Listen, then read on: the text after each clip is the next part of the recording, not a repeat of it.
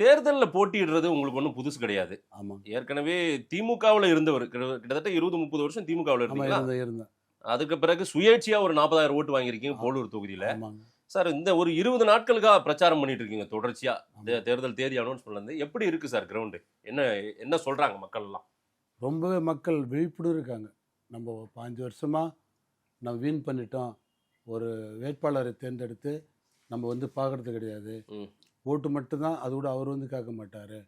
வேறு யாராவது விட்டு ஓட்டு கேட்க சொல்லுவார், எதாவது கொடுத்து வாங்கிக்குவார். அந்த மனநிலையில் பூரா மக்கள் இருக்காங்க. குறிப்பாக பெண்கள் எல்லாம் மிக மாற்றியே ஆகணுன்ற மாரி நிலைமை இருக்குது. நாங்கள்லாம் கீழே இறங்கி போய் அவங்கள ஆசீர்வாதம்லாம் வாங்கும்போது வாக்காளர்கிட்ட இந்த செய்தி சொல்கிறாங்க.